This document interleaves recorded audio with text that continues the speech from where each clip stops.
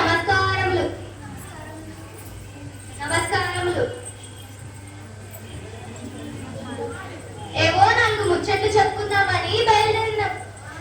దారిలో మీ పాఠశాల కనిపించింది.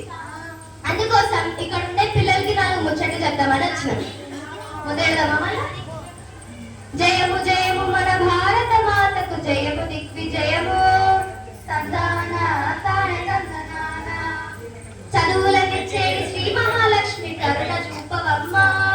సంతాన తాన తందనాన. సిరులనిచ్చేది శ్రీ మహాలక్ష్మి, కరుణ చూపవమ్మ. సంతాన తాన తందనాన. శత్రు వినాశము చేసేది దుర్గా, జయము నీయవమ్మ. తందాన తాన తందనాన. తందాన తందాన దేవనందనాన. తరిగిట చుందరిత. అక్క ఇక్కడికి ఎందుకు వచ్చామక్క?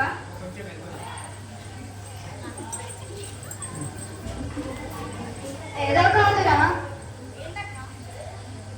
పాండవుల కౌరవుల కథ, లవకుశుల కథ, మరాఠీల కథ, రామ కథ. ఏందక్క ఆ కథలని పాత కాదలైపోయినాయి చెప్పరా? ఏందిరా పాతంటే రోజుగా ఉన్నదా? అయితే పాత గ్లాసులు, బిందెలు, వెండి పళ్ళాలు, బంగారు గ్లాసులు తీసి బయట పారేస్తావా? పాతలేంది కొత్త ఎక్కడేరా సన్నాసి?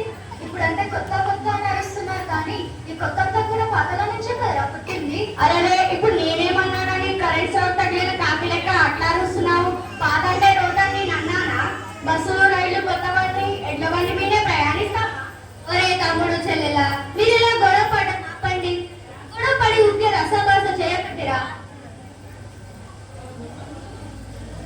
మనం ఇక్కడికి ఎందుకు వచ్చామక్క? మంచి ప్రశ్న వేశారా తమ్ముడా. ఈ రోజు పిల్లలుగా ఉన్నాం మనం. రేపు బాధ్యత గల పౌరులుగా నిలిచి మన దేశ కీర్తిని, గౌరవాన్ని కాపాడాలంటే మంచిగా ఎదగాలి. అందుకోసం మనం ఇప్పుడు చక్కగా చదువుకోవాలి. చెప్పావాక, కానీ నేనేం చేయాలా? ఏం లేదురా తమ్ముడా, తల్లిదండ్రులకు ప్రతిరోజు నమస్కారం చేస్తూ పాఠశాలకు వెళ్ళి చక్కగా చదువుకోవాలి. చూసావా, చదువుకోవాలి. నువ్వేం నన్ను వెక్కడించిన అవసరం లేదు. నేను చిన్నగా ఉన్నప్పుడే పెద్ద పెద్ద లెటర్స్ చదివాను తెలుసా? నువ్వా? అంత లేదు. ఏం చదివాలో చెప్పు చూద్దాం. లెటర్స్, పెద్ద లెటర్స్. అవే ఏంటో 1, 2 చెప్పు. 1, 2 కాదు, 26 చదివినా. చెప్పమంటావా? చెప్పు. అయితే విను. ఆ లెటర్స్ ఏడ్చినట్లే ఉంది. నువ్వు తర్వాత కదా చెప్పక్క. ప్రతినిత్యం మనం అందరం తల్లిదండ్రులకు సేవలు, అనునిత్యం మనం ఎప్పుడు గురువులు చెప్పే విలువలు, బాధ్యత కలిగి చదవాలి. అనునిత్యం మనం ఎప్పుడు తోటి వారితో ఎప్పుడు బాధ్యత కలిగి నడవాలి. తందానా తానే తందనా తరిగిట జుందరిత. చాలా బాగా చెప్పావక్క. ఈ రోజు ఇక్కడికి రావడం చేత ఎన్నో విషయాలు తెలుసుకున్నాం. మేము కూడా జీవితంలో పెద్ద పౌరులుగా ఎదుగుతామక్క.